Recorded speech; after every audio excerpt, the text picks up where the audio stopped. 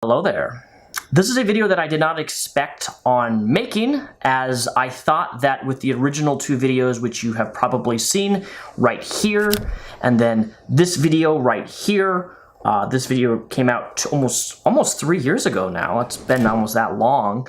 I'm making a third video to update the public and to ask for help, because things have escalated to a point that I am just going to put everything out there for transparency's sake, so you can see and you can make up your mind on what you think about the situation, because it's not done yet. I thought it would be, but it's not. So if you watched my first video, that's with my ex-girlfriend, she made very serious, severe allegations against me about 6-7 months after I got into a new relationship. The same week I got into a new relationship, she started with this massive, vicious, malicious defamation campaign to spread lies about me that I am a danger to kids, among other things, but that's for the lawsuit. I made that video in rebuttal and refuted and literally responded to everything that she said and showcased that it was all lies.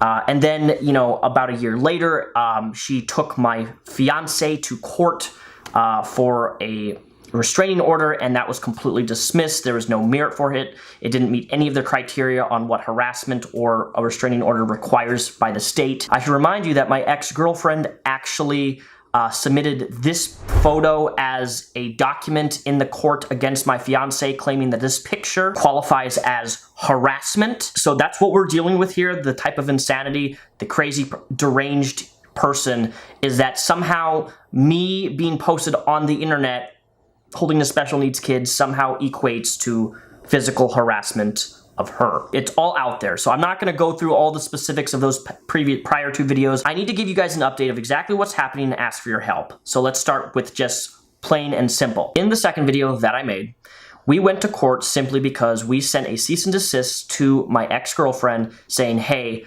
please stop with this defamation, which it is. Please stop lying about me, my fiance, and her children. Just stop. There is no reason to do this. I don't want to take it to the severity of actually having to file a lawsuit against you, but you need to stop, because what you're saying is vicious, malicious lies. They're provable lies. You've refuted yourself in your own words multiple times with the things that you've said about me and my fiance. So just please stop, or we're going to have to seek legal action. In retaliation, she took my fiance to court for a restraining order that got thrown out and dismissed. I thought it was done because she moved to a different state. Literally the same week she got this restraining order was dismissed, she moved to Oregon. I thought everything was fine and dandy, everything was going to stop. Of course, it did not, because this person is certifiably insane. You see, when she got to her new state, away from us, a state away, she continued with the same sort of stuff that she was already doing. Why we sent the cease and desist to begin with, because she is contacting everybody I know, contacting people, friends, family, and just harassing them. Like legitimate, actual harassment. Just the harassment by her was so bad that she got a little group of her friends and started false reporting me and my fiance to government institutions. Specifically, she reported me and my fiance on multiple different times to wildlife authorities, and we had the wildlife police over at our house. You see, we have a chicken pen out in the backyard, and we had chickens, and we had chicken feed. And it just so happens that several of the squirrels, which were not endangered or not a rare species of squirrels like she tries to claim, these squirrels kept getting into our chicken pen and ripping the chicken feed and eating the feed, okay? So what did we do? I took a BB gun, not an actual rifle, but a BB gun, and I shot the squirrel. Now, in retrospect, I probably shouldn't have posted, hey, you know, here's me holding a squirrel that I, you know, terminated that was getting into our chicken pen and screwing around with our chickens. Maybe I shouldn't have done that, whatever, but I see people post their, you know, their stuff. It was a good shot. I got a good shot on a squirrel on a limb. I got him right in between the eyes with a BB gun, whatever. It's not that big a deal. She proceeded to, and her friends, report us to wildlife as illegally hunting in our backyard and discharging a firearm, which it's not, it's the smallest BB pellet you can possibly even get. And wildlife people came out, they were super chill. We explained them the situation, quoted the RCW code, which specifically emphasizes that if you have like an animal, whether it be a raccoon, a possum, whatever, squirrels, and it's actually damaging your livestock, that you are legally allowed to take a shot and get rid of it off your property. It's on your property. I'm not going out to some specific area of the woods and like hunting for squirrels. It's on our property, it's causing us damage, and it's making us lose income by eating our chicken feed, what have you. It was annoying. So somebody in her Discord little group leaked everything, and we have confirmation that she actually did this report. We thought it was her, but we didn't have any proof. Stuff came out because she's an idiot. It was her and her little group of people. They made multiple different reports towards us, towards wildlife authorities. Very annoying, and it's just harassing. It's using government institutions to harass us. It may seem like a small thing, but it gets worse. Because eventually then, which led to her filing of a CPS report, specifically in regards to me and my partner for child neglect and child abuse.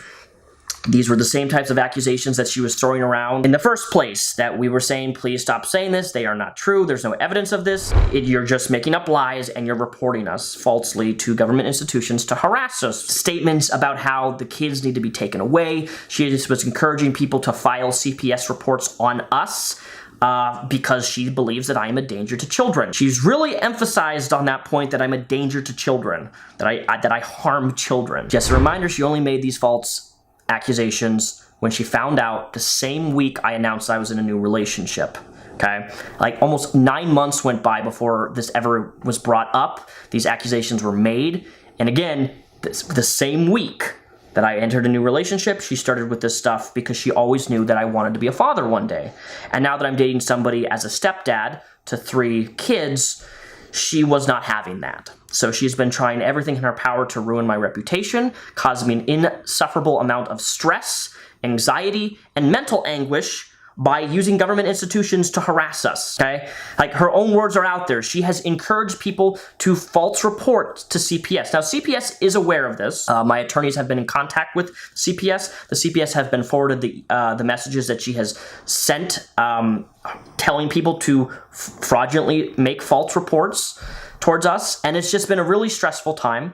CPS did eventually come and open an investigation on us and me, and it was unfounded and it was closed. There was no evidence found of neglect or anything like that. An absolute waste of government time. And a lot of stress for us, because when CPS originally contacted us, they said, hey, we interviewed your kids at the school without your knowledge, and now we need to do an in-person interview, and if you're unable to do that, we're going to take the kids away. So I freaked out. My partner freaked out. I think anybody would freak out when CPS is threatening to take kids away because somebody made a report that firearms were being left out, and that certain toys of adult material were being left out and the kids were playing with them. I'm not joking. That was the report accusations. Both completely unfounded. CPS came. I had to take off work. My fiance had to take off work. And it was just a horrible, stressful situation of them coming in and being invasive, looking through the house, looking through everything, checking to see if we had firearms in a safety lock box. I have a firearm. The firearms are at my parents' house 50 miles away. We have only one firearm here, and it's in a lock box, and it's a key-coded box. Like, sorry, kids have no access to that. We've never had firearms laying out.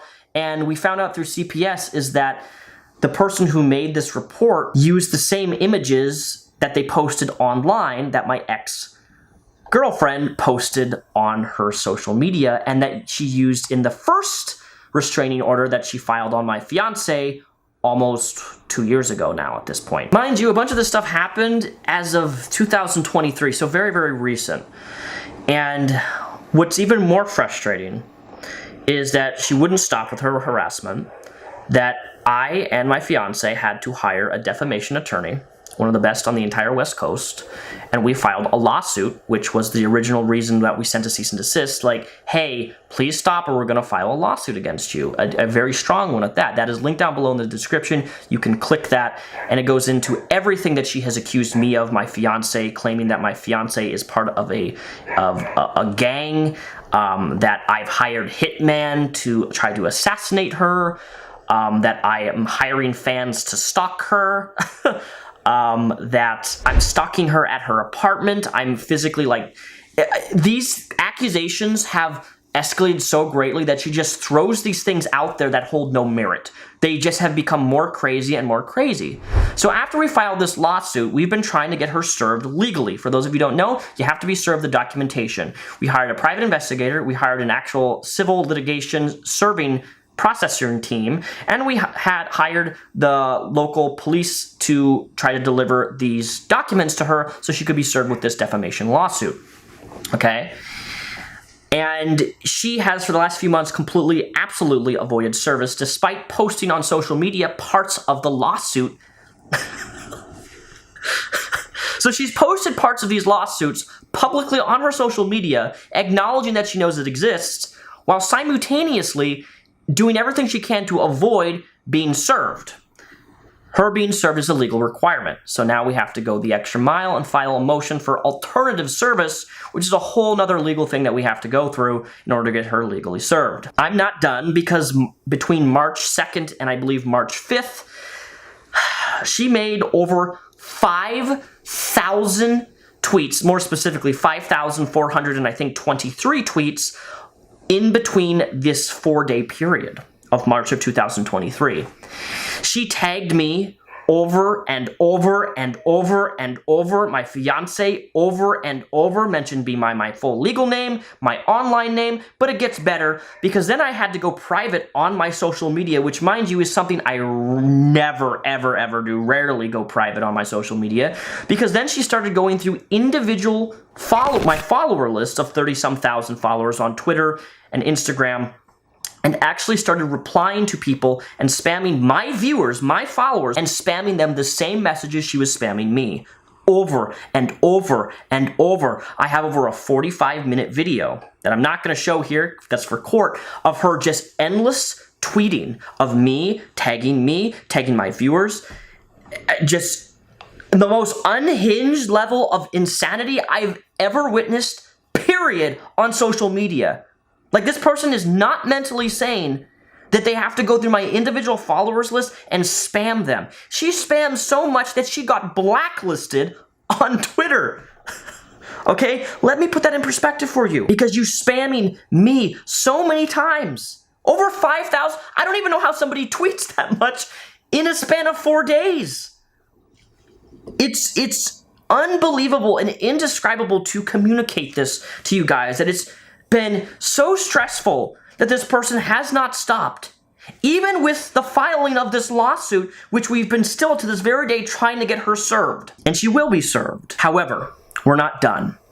Because as of literally last month, I found out that my ex-girlfriend had filed multiple stalking and restraining orders against me in the state of Oregon. I did not know about these until literally last month. They were all denied. They were denied because they did not meet the criteria for stalking or harassment, as I have not been physically near her. I have not seen her in person. I have not showed up to her work. I have not shown up to her apartment. I have done nothing except live where I live in Washington while she lives in Oregon, while she continues to make false report, and false report. I think she's made over 10 plus police reports on me, just endlessly, frivolous filings on me for no reason other than to harass me. It gets better though. You see, they were all denied in Oregon, and because they were denied in Oregon because they didn't meet the criteria of being a physical thing, she got in an Uber and drove across state lines into Vancouver, Washington, to a different county, a county that I don't even reside in, and filed the same sort of stalking restraining order on me. I did not know about this. I was never served legally with any documentation. And when there was another legal issue that arose in bankruptcy court, oh, that's reminder that she filed for bankruptcy recently, claiming me and my fiance as her creditors. We received a snail mail to our mailbox listing me, Daniel Sulzbach, and my fiance as her creditors, despite there having been no settlement or she hasn't been served, like, there's been no judgment against her, yet she's already filed for bankruptcy, claiming that she has no money.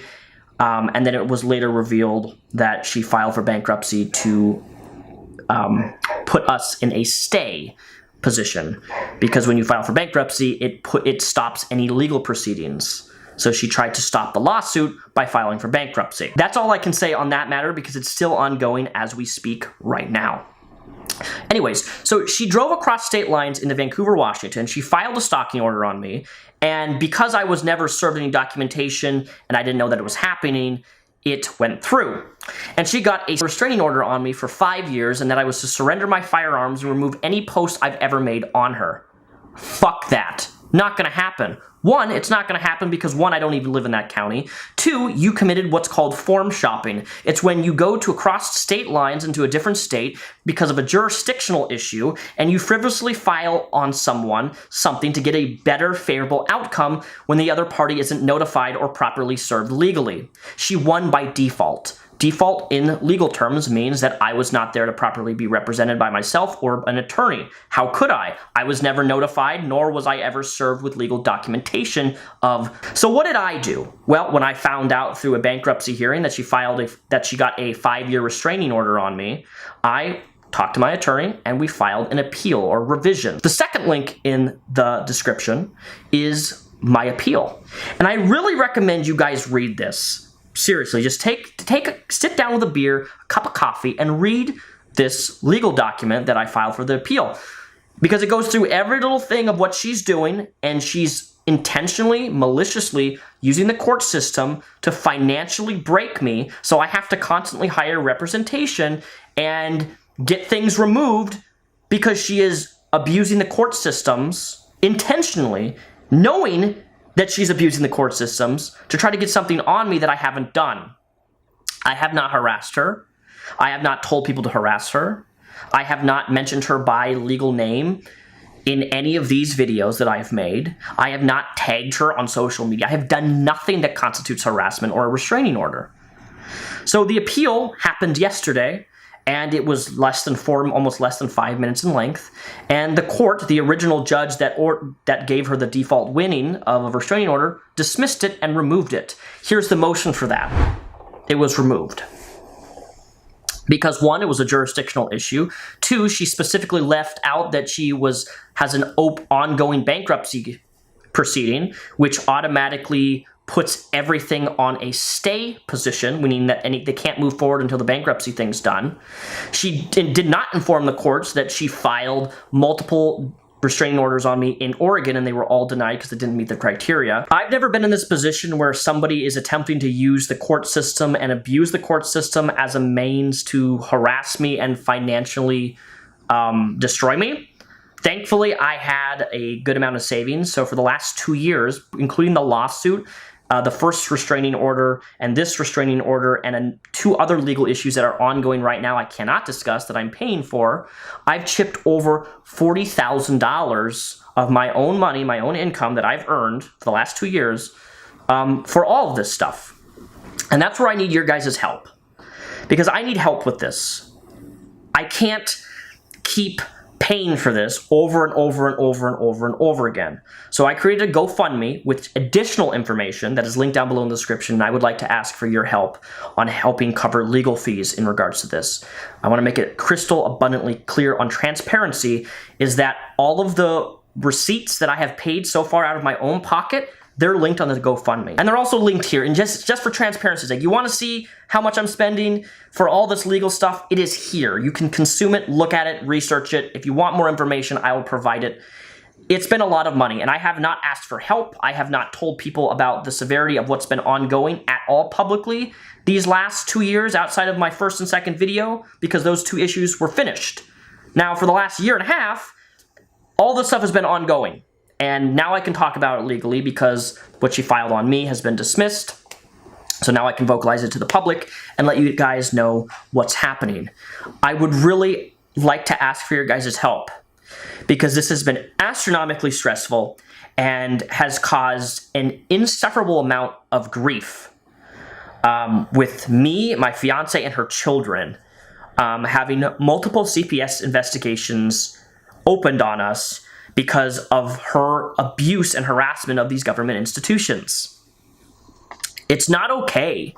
And that's why I had to file a lawsuit against her, a defamation lawsuit. And I know what you're thinking, defamation is one of the hardest things to prove in court. But if you read the lawsuit, which is linked down below in the description, I'm promising you, you will see for yourself that we have a very strong case because we have her on admission admitting so many things, that she's doing this maliciously, that she's called me abusive and then linked her OnlyFans while calling me abusive.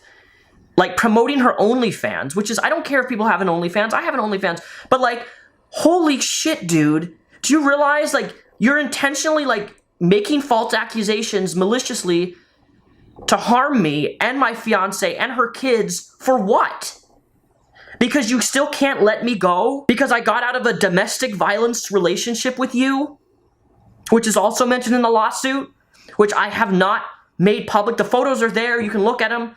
She's admitted to strangling me and attempting to kill me. She's on the record, on audio, threatened to take my life, that she wants to bash my skull in. I got out of a domestic violence relationship successfully, and she continues to harass me and try to do everything in her power to disrupt my life. I'm in a different place in my life. I am happy. I've been in constant therapy for over 8 months now, almost every single week. Going through coping with all this trauma. I don't like saying this shit because it's... Look, I got an ego. Everybody has an ego, but I have been going through so much stuff recently on trying to get through all the trauma that this woman caused me. And it's not an 8-month therapy session, right? This is something that is going to take a few more years of therapy for me to fully get through, and the coping mechanisms and the PTSD that I've been diagnosed with because of this shit has been a lot for me and my fiance and her children, but I'm working through it as best I possibly can. But we're not done yet, because as of this last month, I went ahead and I wanted to further solidify my innocence in all of this, that I have never done anything that she has accused me of. She's accused me of having inappropriate underage photos of her, of having horrendous, inappropriate sexual conversations. That's never happened. So I went ahead and I met up with a counselor who's certified, and I did what's called a... Oh my god, my brain's farting, I'm sorry. Oh my god, I can't think. Let me pull it up. I did what's called a sexual deviancy evaluation, okay? And what this is you sit down with somebody who works with offenders of children. And they basically give you 4 to 5 hour interviews. I sit one-on-one with these people. They ask me extremely uncomfortable, horrible questions about children to determine if I'm a danger and that I'm a threat, or if I've ever harmed children. Combined with this deviancy evaluation, it cost me $3,500. Okay, this was not state issued or anything. I did this of my own accord because I wanted to show that I'm not lying.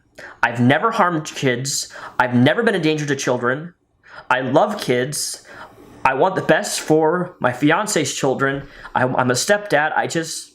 I have a nephew. I have a niece. I'm around kids all the time. And she's been doing nothing but spreading these lies in an attempt to harm me. And she has. She has, absolutely. And so I did this evaluation. And I got my evaluation stuff done just the other day. And lo and behold, I passed everything. I'm not a danger to children. I'm not a sex offender. I'm not anything. It was not fun to go through that, and I went through a polygraph examination where they asked me graphic questions. I did a 500 questionnaire thing of where I had to go through all of my sexual history all the way from when I was 9 years old to when I was sexually abused to everything of my, like, everything down to the nit and grit to when I was 9 years old and I first got a boner. Okay, that's how detailed this evaluation was, and it was very invasive, and and it was horrible. So fuck you. Seriously, fuck you, dude, for causing this amount of grief and stress and anxiety and putting me in a position where I even have to do something like this because you are such a evil, manipulative piece. You're just a terrible person. I just hope that karma one day shakes you so hard and you realize what a fucking terrible person you are for doing this shit, for causing and affecting my fiance and her children in this way by your unrelenting harassment and your false defamation and your lies that you just can't stop because you're mentally deranged and you're unhealthy and you can't let people go. You can't let people be happy. You know? So link down below in the description is the lawsuit, my appeal, everything, okay? It's there. She's probably gonna try to get this video removed again. Go to my Twitter, okay? If you go to my Twitter, I have my GoFundMe posted there. I'm trying to get $10,000 to pay for the restraining order that she got on me that now was dismissed and completely revoked. It cost me 10 grand for all that, and I want to just make a little bit of money to make even. I still have money in my savings. I'm not completely broke yet, but it has affected me financially because, again, I've spent $40,000 of my own money and this evaluation shit and all this stuff that she just keeps abusing the court system, and I don't know what else to do anymore outside of asking for help. I need help financially because she won't stop. And my GoFundMe is linked down below. There's additional information there. I'm gonna leave it up for 1 to 2 months at most because there's still legal issues happening right now that she has started with my fiance. Again, another frivolous filing. And now we're fighting in bankruptcy court. That's all I can say about that. And any help would be appreciative. There's no obligation. I want to ask for help. I know I'm going to get people angry for me asking for help because that's just how the internet works, but I've only asked for help once ever in 14 years online. So please, this is my second time. I don't like asking for help. It's a stroke. It's a hit to my ego. I feel embarrassed even for doing it, but I need help. Everything is posted, right? I can't be any more transparent. Every person who reshares my GoFundMe on Twitter with a retweet, I'm also going to be additionally donating part of that to charity, to a domestic violence organization. So every retweet, I will donate $1. So if you go to the URL linked in the description of this video, you'll find it there. And if you retweet it, if I get 1,000 retweets, I'm going to donate $1,000 of my own money, not from the GoFundMe, to charity. And as I did last time when I did a charity thing, I'll post the donation receipt when I do my donation to charity for domestic violence, okay? I don't know what else to say right now. I'm a little overwhelmed. I'm sorry this took from like being all kind of peppy and professional to crying, but yeah. Thank you for watching this video all the way in full. Please check out my GoFundMe. There's more information on there. And thank you for watching and have a great rest of your week. Bye.